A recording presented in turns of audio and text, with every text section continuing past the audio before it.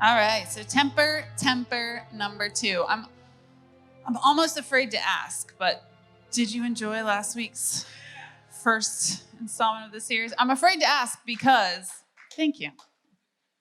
I'm afraid to ask because the feedback that I got this week about last week has been a little intense, more intense than usual. I think around our home group circle, as we're talking about it, almost everyone just 100% said that sermon's for me. Right? I mean, literally everyone I've talked to about it have said, like, do you have cameras in my house? Or like, are you spying on me somehow? Because this sermon could not be more for me. And I honestly think that this whole series is going to be a little bit like that. Tommy actually said, I think after last week, he said, that was so good, it made me mad. It's a temper series, Tommy, right? But yeah, that's been the kind of feedback. And I honestly, I just want to say up front, like, I don't have cameras in your house. I'm not spying on you all. This isn't aimed at any particular person, right? If anybody, it's me. I was dealing with a few things a couple of weeks ago, and God just reaffirmed to me, like, this is also, like, you're learning things as well as for everybody else. In fact, I think I identified some things that I was angry with or still maybe holding on to from the past. And God said, okay, now that you've identified it, you have to forgive it. Right? You can't be angry forever. Now that you know it's there, keep going. Forgive it. So that's what this series is really about. It's not only identifying the things that we're angry about, but what to do about it. And I want to encourage you, we always teach in series here. Not always. There are occasional weeks that are not a part of a series, but the vast majority of our sermons are in series right now. And so I want to encourage you not to miss a week.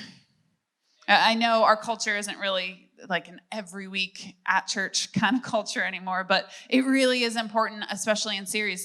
These sermons are built like episodes in a season, right? And if you miss the first one, you kind of miss a lot of the details. Not that you won't get anything out of today if you missed last week, right? You can tune in at any point, and I believe you'll walk away with something from God for you, but you'll get the most out of it if you tune into every single week. And we've made that very easy. Even if you can't physically be here every week, go on the app, go to the live stream page. You can catch up at any point. But today is temper number 2, and we are going to build on last week's message. Last week we talked about the book of Jonah, right? Towards the end of the Old Testament, there's a guy named Jonah, and God asked him some questions about his anger, right? Is it right for you to be angry about this? What gives you the right? And so keep that concept in your mind as we go on today. Last week we were sort of digging at the pride underneath the anger. What can wiggle its way in under the anger, and how we deal with really the root of that, what's motivating it. Today we're going to look at anger from another point of view, a different point of view, and really address some of the wrong conclusions we tend to come to because of it. We're going to look at the book of Genesis today. Actually, the last 14 chapters of the book of Genesis, it deals with a person named Joseph. Do y'all know Joseph's story a little bit? We don't have as much information about other characters in the Bible, but we have 14 rich chapters about Joseph. And so we get a lot about his life. We're really going to dig into that today. I won't read all 14 chapters to you, I promise, but we are going to read a lot of it. What you have to know about Joseph is he was a favorite child. He was the favorite child of his father's. At least 12 boys. We don't know how many more there were, but there were at least 12 boys. He was number 11, and he was the favorite. Not because of anything Joseph did or didn't do. In fact, Joseph was the favorite because of his position in birth. He was the favorite because of when he was born. That was it. He was basically a grandchild to his father by this point. His father had settled into life a little bit. He had adult boys that were taking care of things, and he could spend time with Joseph. He was the favorite because of when he was born, not because of anything he did. And who doesn't like being the favorite, right? Who doesn't like enjoying that special bond with their dad, the extra benefits they get from being the favorite? I will tell you, though, has anybody ever been the teacher's pet? I was the teacher's pet 1 year in school. It was in middle school, and it sticks out in my memory because it also happened to be the worst year of my life, up until maybe recently. Right? The worst year of my childhood life was a year I spent being the teacher's pet. It was to a teacher that was temperamental and bad classroom management, and we just all resented him, right? Nobody really enjoyed being in his class. And he was a Christian, and he knew I was too, and would tell the class about it. This was the teacher who chose me as his pet. And so there were some perks that went along with it, right? I got to carry the attendance sheet down to the office every day. I don't quite know why that was such a big deal, but in my memory, it felt like a cool thing. And other than that, it was miserable. It was miserable because the attention that you get from other people when you're the favorite is not so fun, is it? So Joseph, he was the favorite child, and he was hated by his brothers. He was given special gifts. You remember Joseph and the coat of many colors, right? If you were raised in church, you probably had that as a kids ministry story. Joseph and the coat of many colors. He got special gifts because he was the favorite. And through no fault of his own, just because he was the favorite, his brothers hated him. And I mean, they hated him. Genesis 37:4 says they couldn't say a kind word to him. Not one. They hated him. So skip forward to 17-year-old Joseph. Joseph begins to have these dreams, right? Do you remember these stories too? He has dreams of items bowing down to him, like hay bales and stuff. And he tells his brothers and his family these dreams, and they immediately interpret them as being prideful. Like, you really think we're going to bow down to you, Joseph? We can tell what you mean here. Are you serious? And honestly, the dreams made his brothers hate him even more. So one day, his father sends him out to look for his brothers who were out working while Joseph was not, right? They were out pasturing their flocks in the countryside. Father says, go and check in with them, come back and bring me a report. And so we see this scene, out away from the father, right, in the wilderness, in isolation, and we see what happens between the brothers and Joseph. Genesis 37, verse 18. When Joseph's brothers saw him coming, they recognized him in the distance. As he approached, they made plans to kill him. When I say they hated him, they hated him. Here comes the dreamer, they said. Come on, let's kill him and throw him into one of these cisterns. We can tell our father a wild animal has eaten him. Then we'll see what becomes of his dreams. I mean, that's a classic Disney villain line right there, right? Then we'll see what becomes of his dreams. It almost needs an evil laugh behind it. But here's the thing. I told you anger leads us to wrong conclusions, right? Throughout the story of Joseph, we see many, many, many opportunities for Joseph to be angry, for Joseph to draw the wrong conclusions. Here, for example, I think it's important to acknowledge that the threat is real. I'm not trying to stand up here today and saying that there aren't people out to get you, that there aren't enemies in the world, that evil isn't real. No one's saying that there aren't people out to get you. In fact, the threat is very real. We'll see what becomes of his dreams, right? There is evil in the world, and it might even be out to get you. A wrong conclusion we can come to before we even get ourselves into these messes is that life should be easy. Life should be easy. Certainly Joseph, who grew up as the favorite spoiled child, would probably have thought this, right? Life should be easy. Everything's always been handed to me. If I'm generally, a good person, if I'm doing the Lord's work, everyone will agree with me, right? Everyone will like me, right? And the haters, they'll be silenced. They won't be able to say anything. Life will be easy. Conclusions we come to about life that are just, sorry to burst your bubble, but plain wrong. Life's not actually meant to be easy. The Bible never promises us that the threat is real, evil is real. Now, his perfect will takes into account our ignorance, our weakness, our sins, and even other people's sins against us. Praise God. It takes that into account. But somewhere along the line, we began to equate safety with the will of God. We began to equate comfort with the will of God. There's this common theme beginning, I can see throughout this series so far, that challenges the comfort we think we're entitled to. God never promised an easy life. He promised that he would be with us through everything, but he didn't promise to protect us from everything. And so here we see an opportunity for Joseph to become jaded and bitter. Right? Maybe he thought life was going to be easy. Maybe he thought it was going to be hunky-dory. Everybody was going to be good with him, right? Things were just going to be handed to him. He could have gotten jaded and bitter because the threat was real, because his brothers did try to kill him. He could have drawn conclusions from this series of events, right? What's the point of dreaming anyway? What's the point of hearing from God? It gets me nowhere. Gets me the bottom of this well. That's where it gets me. Right? He could have written off people altogether. They're just all out to get me, I guess. I'm the victim all the time. Everybody out there is just out to get me. Or what's the point of working hard and confiding in people? What's the point? It just gets me the bottom of a well. How could God let this happen? And if you stopped at this point of the story, you could draw those wrong conclusions about God too. Not only should life be easy, but God is cruel. Right? If God is real, how could he let evil into this world? If God is real, how could he let it happen to me?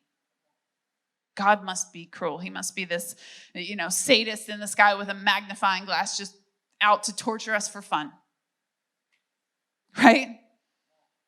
Life should be easy, and God must be cruel. Wrong conclusions that lead to lots of anger down the road if we don't fully understand this story. Now, Joseph was sold by his brothers. Instead of being killed at the bottom of the well, they decided to sell him to passing slave traders that were headed to Egypt. And he was sold by his brothers. He was traded into slavery. He was left for dead. They didn't care. They lied to his father about him. They took his cloak. They beat it all up. They ripped it to shreds. They threw blood on it, and they took it home to his father, and they said, he's dead. We don't know what happened. They lied about him. His world believed he was dead. No one was looking for him. No one cared. But Joseph landed himself in Potiphar's household. He was a slave. He was bought at the slave market by a man named Potiphar. And Genesis 39:2 begins this part of the story with, the Lord was with Joseph. Does it sound like the Lord is with Joseph so far? He's just been sold into slavery. Does it sound like the Lord is with Joseph so far? And again, Joseph worked hard in that place. He obeyed everything his master told him. He accepted life as a slave.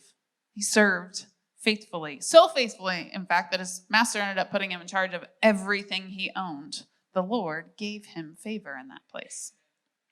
Maybe not the kind of favor he wanted, but it did prove to him that God was with him. And again, favor seemed to draw unwanted attention as well. Not only it drew good attention, but unwanted attention. And in Genesis 39, verse 6, we see the story continue. So Potiphar gave Joseph complete administrative responsibility over everything he owned. With Joseph there, he didn't worry about a thing except what kind of food to eat. Joseph was a very handsome and well-built young man, and Potiphar's wife soon began to look at him lustfully. Come and sleep with me, she demanded. But Joseph refused. Look, he told her, my master trusts me with everything in his entire household. No one here has more authority than I do. He has held back nothing from me except you because you are his wife. How could I do such a wicked thing? It would be a great sin against God. Notice, he wasn't focused on the kingdoms of men. He said it's a great sin against God. He knows his blessings aren't actually coming from Potiphar. They're coming from God.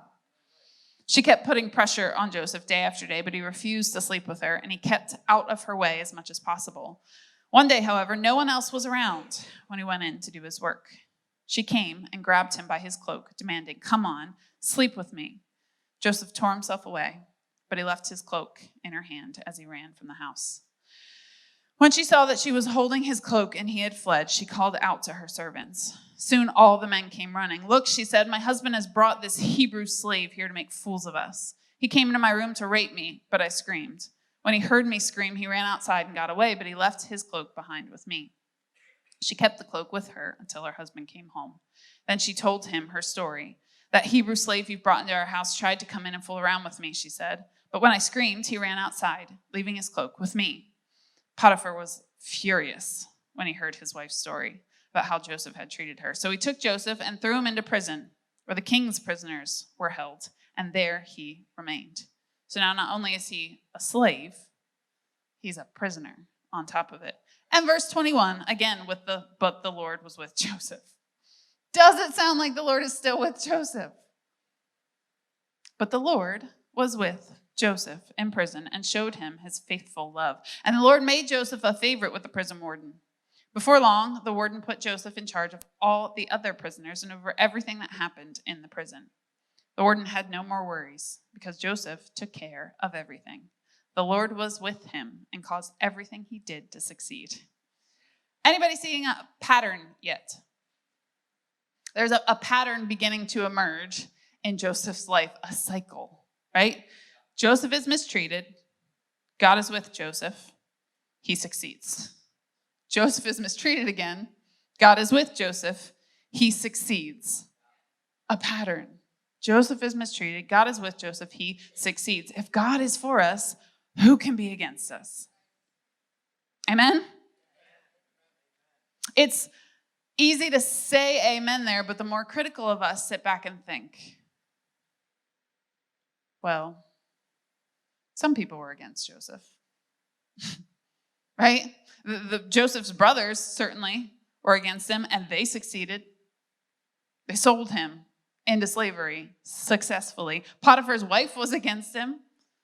Nobody was speaking up for Joseph in that instance, right? He's in prison. What do you mean nobody can be against you if God is for you? Sounds like things are going pretty against Joseph, right?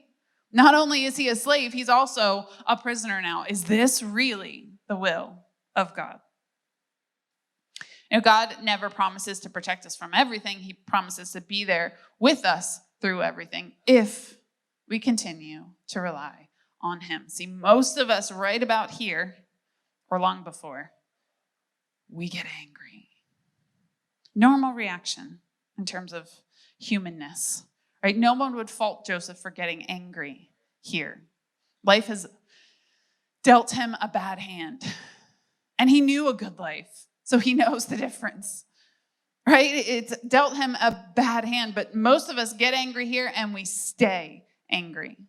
And again, most of us would argue this is a normal reaction, a very human reaction. But in the kingdom, it's not okay to stay angry. You know, one of my favorite preachers talks about how there are levels to this Christian way of thinking. I linked it in the sermon notes if you want to hear that sermon by Darius Daniels. It'll change the way you think. But the levels, there are 3 of them. Ways of thinking. Level 1 is the world's way of thinking. There's certainly wisdom to be had out there in the world, right? They have a certain amount of wisdom. Here, of course, no one in the world would say it's wrong to get angry in this situation. Level 1 is the world's way of thinking. Level 2 is the church's way of thinking. And you would think there wouldn't be a level 3. Shouldn't it just be the world and the church? But level 3 is actually the kingdom's way of thinking. Jesus actually acknowledges this discrepancy in Matthew 5. He says, "You have heard the law," that the church, the Bible's law, the church's law, that says, "Love your neighbor and hate your enemy. But I say, love your enemies. Pray for those who persecute you. And that way you will be acting as true children of your Father in heaven. He acknowledges the difference between the church's way of thinking and the kingdom's way of thinking. For he gives his sunlight to both evil and the good, and he sends rain on the just and the unjust alike. Seems like it shouldn't be that way, right?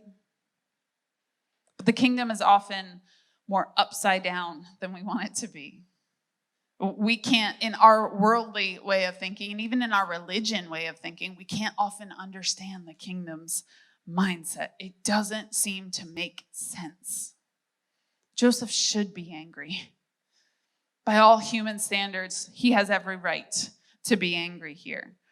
But as we learned last week, and remember these series are like episodes we're building on last week, anger and bitterness can make us run in the opposite direction from the perfect will of God.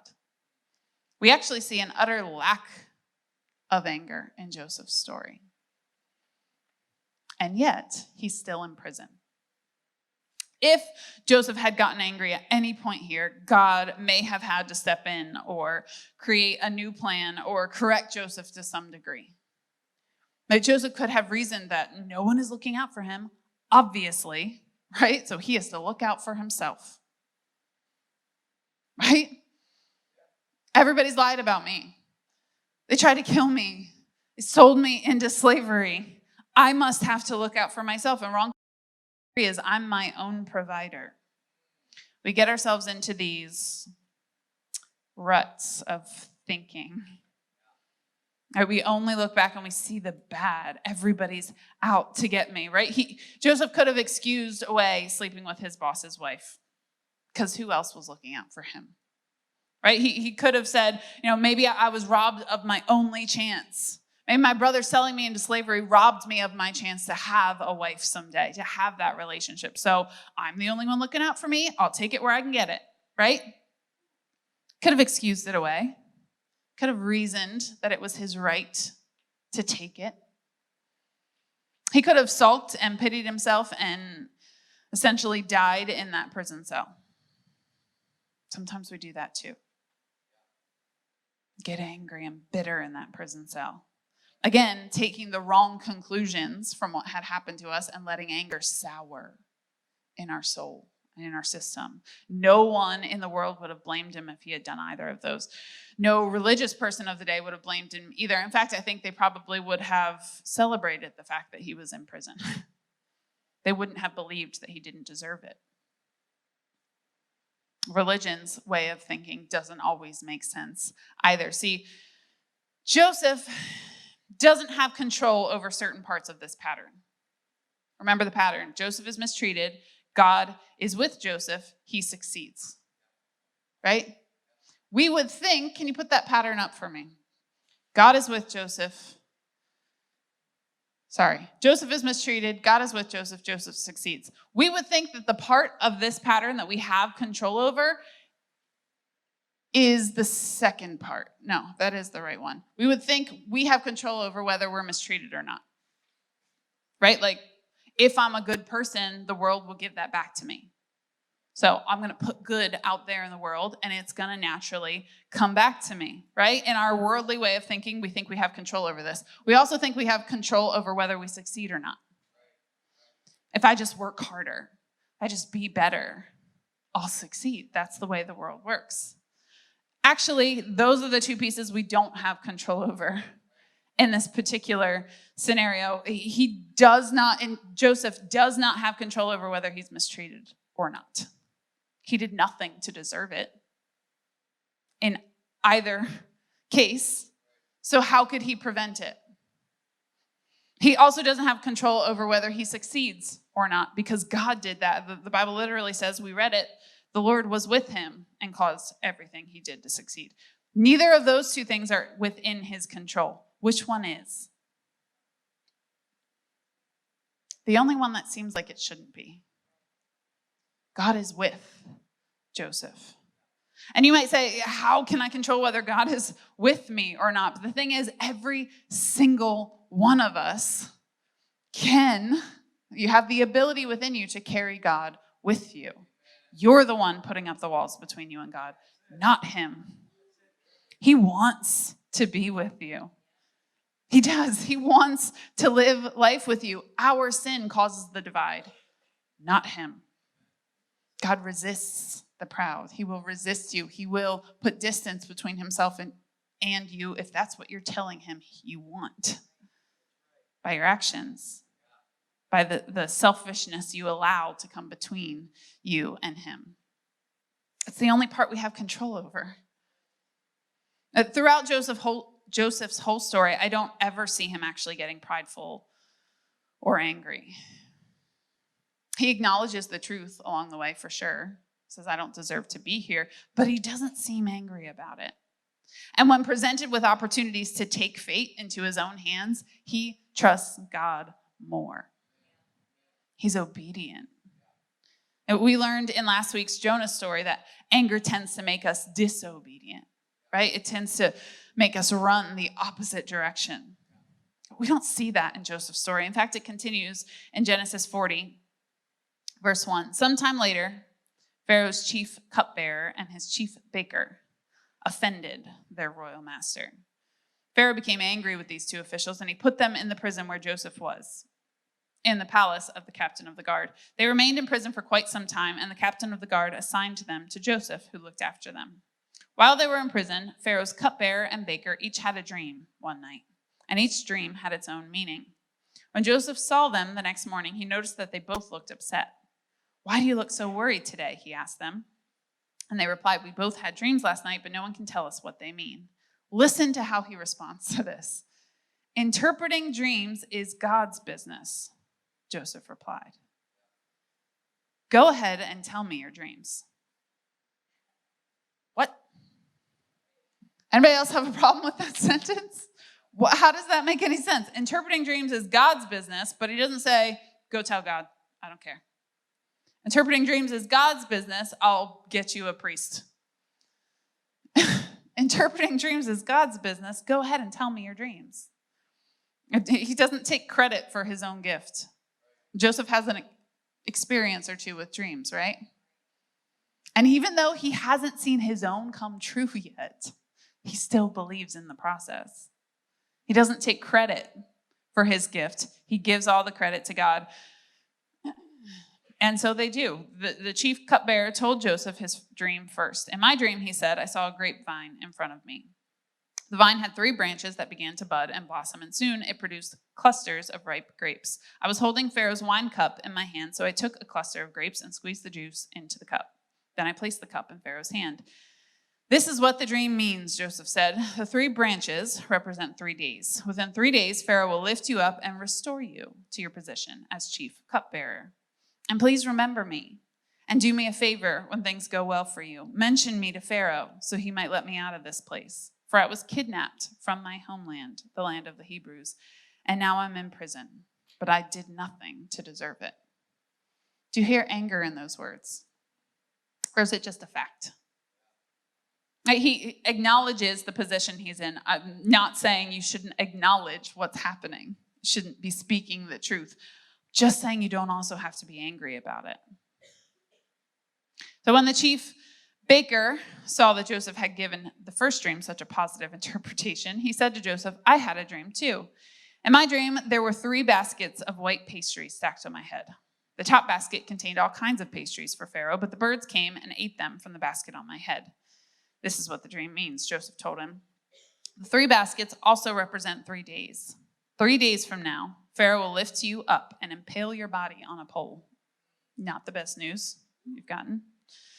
Then birds will come and peck away at your flesh. Yum. Pharaoh's birthday came 3 days later, and he prepared a banquet for all his officials and staff. He summoned his chief cupbearer and chief baker to join the other officials. He then restored the chief cupbearer to his former position so he could again hand Pharaoh his cup. But Pharaoh impaled the chief baker, just as Joseph had predicted when he interpreted his dream. Pharaoh's chief cupbearer, however, forgot all about Joseph, never giving him another thought. Again, the cycle seems to continue.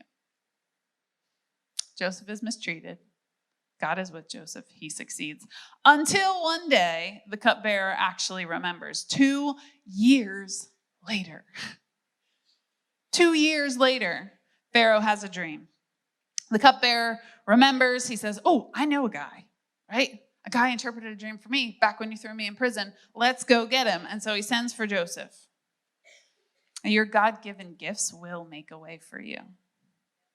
Not only the dream interpreting, but the admin skills, the hardworking nature that Joseph had cultivated in his years in prison and in the household before that. He had learned a thing or two along the way. And we see him use all of those gifts here. His God-given gifts make a way for him when he's faithful. Joseph interprets the dreams for Pharaoh. And, don't miss this, not only does he tell him what the problem is going to be, but he suggests a solution for the problem facing him. He suggests a solution, a good one that he had to have drawn on his admin and hardworking skills to come up with. It's not only the spiritual, God-given dream interpretation kind of gifts that God wants to use through you. It's also a hardworking nature, admin skills, leadership skills, things that have to be developed over time. Most of us want to be discovered, not developed. They have to be developed, willing to be developed too. Do you think he would have been ready for the kind of responsibility Pharaoh was about to hand him if he hadn't first been in charge of a prison? Do you think he would have been ready for the kind of responsibility Pharaoh was about to hand him if he hadn't first been in charge of a household before that? If he had stayed the spoiled, rotten brat from his father's household back in the day? He had to be developed to be the kind of person God was calling him to be. Pharaoh saw that he had a solution. He not only had the dream interpretation, but he had a solution to go along with it. The dream actually meant that Egypt was going to see 7 years of plenty, 7 years of abundance. All of their crops would succeed plus some. They would have so much they wouldn't know what to do with it. And then they would see 7 years of famine, severe famine. I mean, wipe out the whole country kind of famine. He had to have a solution to fix it. And Joseph is the man with the plan. He actually suggests that you need somebody wise and in charge that can take 1/5 of all the crops over the next 7 years of abundance, put them away so that we have enough to not only feed our people for the next 7 years, but all of the neighboring countries can come and buy it from us. So in 14 years, we'll all be still alive. We'll have made it through this famine, and we'll be richer. That was his solution. Who wouldn't take that solution? Pharaoh took it. Not only took it, but he put Joseph in charge of everything. He literally said, here's the chariot for the guy second in charge. Here's my signet ring or something like that. He gave him a mansion. He gave him an Egyptian wife. He gave him an Egyptian name. And he said, no one in Egypt answers to anyone but Joseph and then me. He put him second in charge of everything. Everything in the kingdom must now go through him. But sometimes God has to strip us of comfort for a while to be able to step into our calling. Joseph was ready for that kind of responsibility without the prison responsibility and the household before that. And he never would have gotten there without the slavery and the imprisonment. Here is where we often need to be reminded that wrong conclusion number one was that life should be easy. All right, we often look at people in success, people that are powerful and successful, and we think they were just given all of that. If I can just be given all of that, if I can just win the lottery or be discovered and somebody can just hand me all of these things. The problem is, if you get that kind of fame or success or power without the development first, you lose it real quick. Real quick. If you ever see those documentaries on the people that win the lottery, you know, right? That's how it tends to work out. We need the development, not just the discovery. And anger keeps us from seeing some of these wrong conclusions along the way. We want to skip pieces of our story that are actually necessary. Ephesians 4:26 says, and don't sin by letting anger control you. It doesn't say, and don't sin by being angry. Don't sin by letting anger control you. Anger is just an emotion. In and of itself, it's not inherently evil. Just an emotion. Don't sin by letting anger control you, and don't let the sun go down while you are still angry, for anger gives a foothold to the devil. It means take care of it quickly. Don't let anger fester. You'll step into other kinds of sin that you weren't prepared for, giving a foothold to the devil. Don't let the sun go down while you are still angry. Deal with it quickly. And so we see Joseph. He does as he promised. He gathers so much grain in Egypt that he stops keeping track. The Bible says it's like sand on the seashore. He has so much of it. All right, and then the famine begins to hit. 2 years in, Egypt is still doing fine. They're still living off of the abundance of the past. They don't even have to draw on Joseph's stores yet. And it's during this time, Joseph has 2 sons. The oldest is named Manasseh, which means God has made me forget all my troubles and everyone in my father's family. If he named his kid that, do you think he really forgot? God has made me forget is his name. All my troubles and everyone in my father's family. The youngest is named Ephraim, meaning God has made me fruitful in this land of my grief. Joseph understands the upside down nature of the kingdom. He understands that even in the land of your grief, God can make you fruitful. He understands that God can give you so many blessings and good things, even though you can't go back.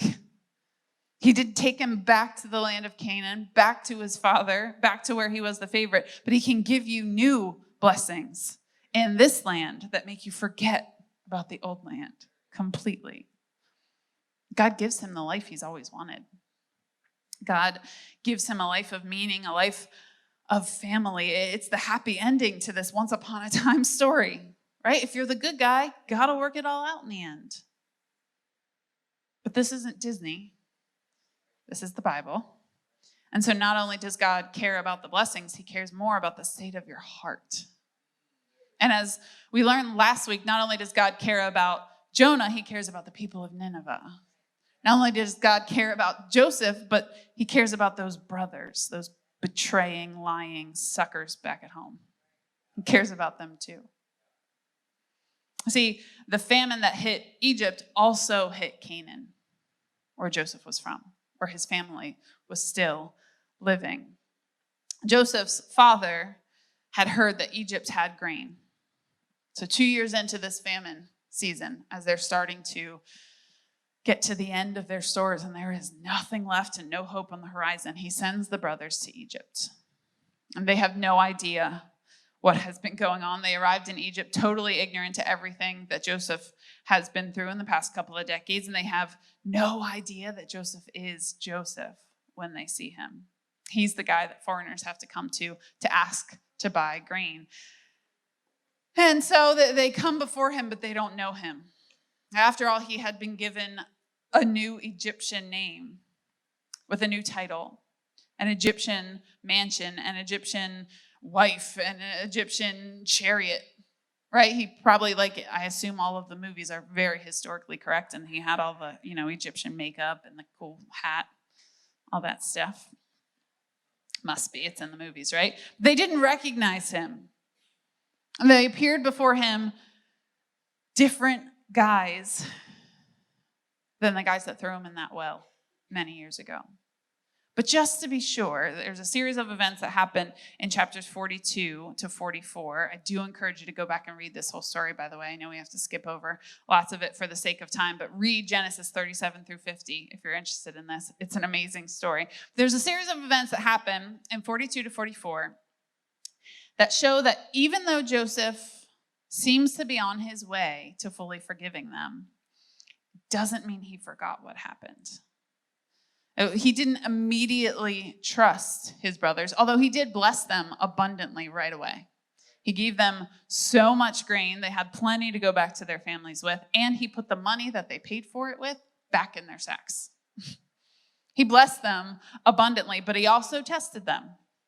Remember, the last time he had showed them one of his gifts, they sold him into slavery and considered killing him. So why would he divulge again, right? Even though it all worked out for Joseph in the end, it doesn't mean he had to trust them again. And here's wrong conclusion number 4. Forgiveness equals trust. It doesn't. In fact, this is one of the reasons many of us can't come to Jesus right away in the beginning.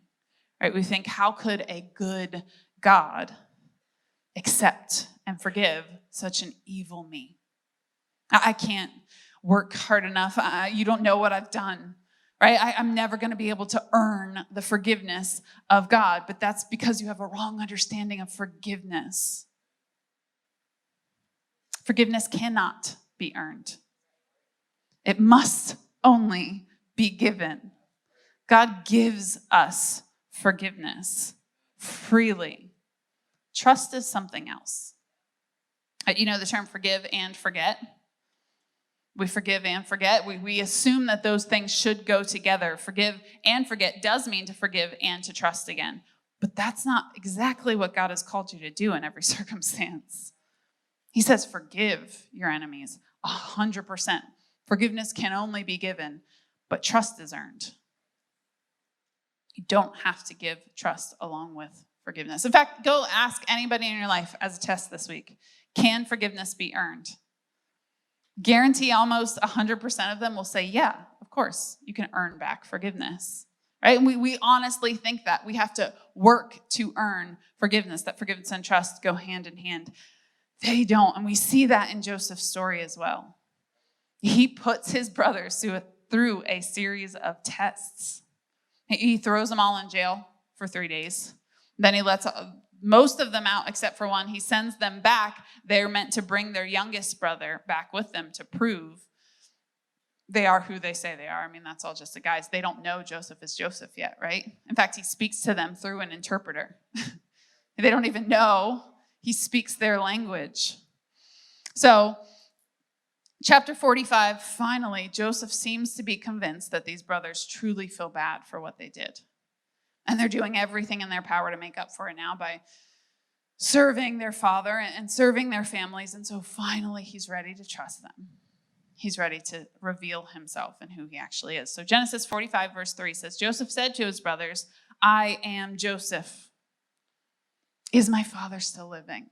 He's dying to know a little bit more about his past. But the brothers were not able to answer him. They were so terrified at his presence. Then Joseph said to his brothers, come close to me. And when they had done so, he said, I am your brother Joseph, the one you sold into Egypt. And now do not be distressed and do not be angry with yourselves for selling me here. What? Anybody else have a problem with that? Do not be distressed? I mean, I feel like I would want them to be a little distressed. Just a little. Right? Do not be distressed and do not be angry with yourselves for selling me here. Because it was to save lives that God sent me ahead of you. For 2 years now, there has been famine in the land. And for the next 5 years, there will be no plowing and reaping. But God sent me ahead of you to preserve for you a remnant on earth and to save your lives by a great deliverance. What? Not only does Joseph see his success as for him, but for his brothers who betrayed him. So then it was not you who sent me here, but God. He made me father to Pharaoh, Lord to his entire household, and ruler of all Egypt. Now, hurry back to my father and say to him, this is what your son Joseph says. God has made me Lord of all Egypt. Come down to me, don't delay. You shall live in the region of Goshen and be near me. You, your children and grandchildren, your flocks and herds, and all you have. I will provide for you there, because 5 years of famine are still to come. Otherwise, you and your household and all who belong to you will become destitute. This is the kind of happy ending Disney sometimes deprives us of, but the Bible gives us. It's the kind of happy ending that requires something. Joseph could have been angry and stayed angry. He could have drawn the wrong conclusions about why he was in the state he was in. He could have blamed God for the slavery and the prison and the brother's betrayal and his family forgetting about him. He could have tried to escape Every time I read through this story, I think, why didn't he just escape? Right? He had some power as a slave. He had some freedom, surely. I'm sure there were opportunities to escape and run back to Canaan and kill all of his brothers and get back the inheritance that was rightfully his. But these are all the kinds of wrong conclusions we take all the time. Instead, Joseph humbled himself. He worked hard, making any place that he was in better than before. Better because he was there. He gave God all the credit for his gifts. He chose to follow him, even when it made things a little harder, or a lot harder. He didn't draw the wrong conclusions in anger. He knew that what they meant for evil, God can use for good. And in the end, he saw his purpose as serving the ones who hurt him. How do I really think I still have a right to hold on to unforgiveness when these are my examples? Joseph forgave the guys who hurt him and saw it as his purpose to save their lives. Didn't Jesus do the same? Laid down his life for the people that were killing him, literally. Forgave them even as they were doing it. How do I think I have a right to hold on to unforgiveness? Favor is fickle. Favor can't be trusted. But God can. And God can use a cupbearer of all things, right? At the right time, at the right place, to the right people, and promote you over everything, but not if you've been drawing the wrong conclusions. Have you been drawing the wrong conclusions? Most of us have. Genesis 50 gives us the very end of the story. It tells of a time when Joseph's father had finally passed. And there was a time when his brothers were scared again. Remember, before, outside of his father's purview, that was when they jumped on Joseph, right? But now they thought for sure he's in a place of power now. We're outside of our father's purview. Here's his opportunity to finally get us back for what we did to him. But Joseph said to them, "Don't be afraid. Am I in the place of God? You intended to harm me, but God intended it for good, to accomplish what is now being done, the saving of many lives." Now, Joseph didn't just come to this conclusion at the end of his life. He came to it, and he kept coming to it. He hurt. He was in pain. He grieved, certainly. But he knew all along that God was doing something. All along, he knew not to get angry, not to get arrogant. He worked hard. He did what was put before him with gladness. He forgave.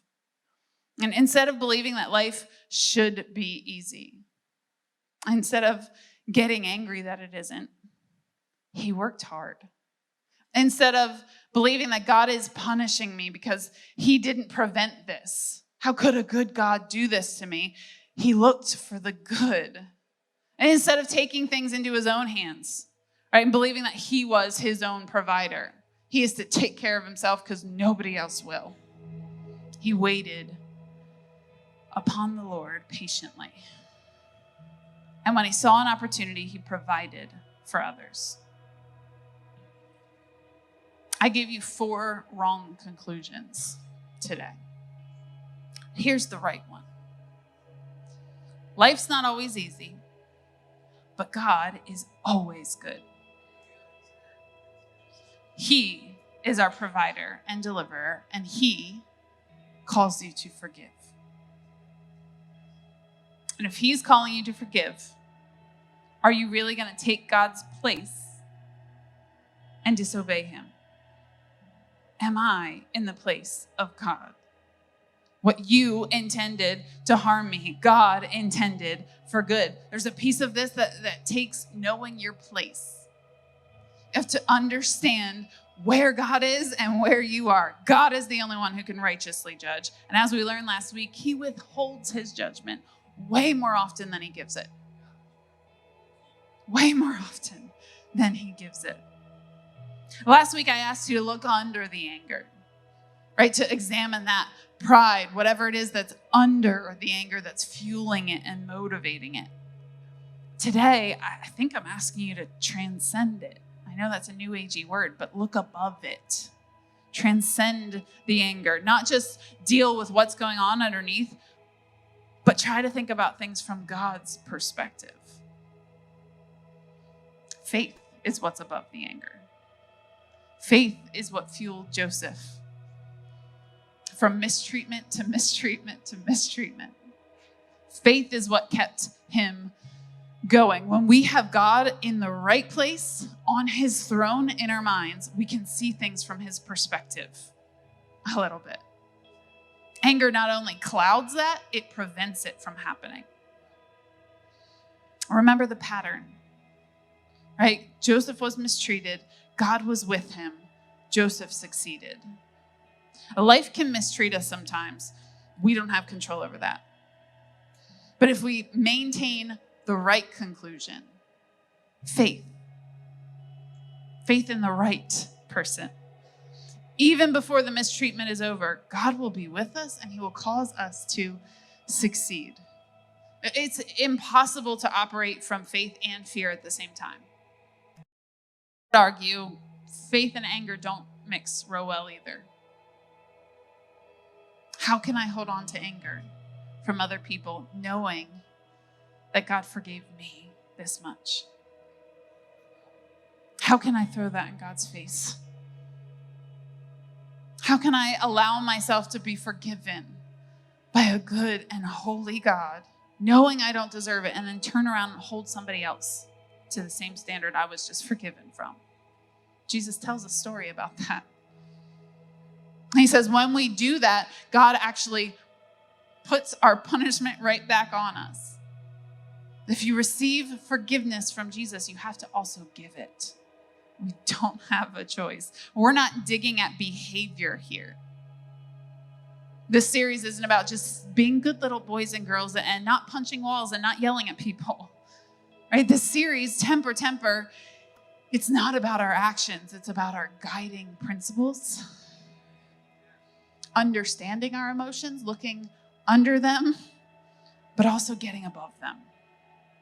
Having the faith in God that it takes to put them in their place. Can we trust God enough to come to the right conclusions? To forgive even when they don't deserve it? To let faith win the battle against anger? Father, today we focus our hearts and our minds on you. We humble ourselves. We understand that what we believe and feel and think isn't always right. In fact, it's hardly ever right. Your ways are so much higher than our ways. Your thoughts so much higher than our thoughts. God, help us submit ourselves to them.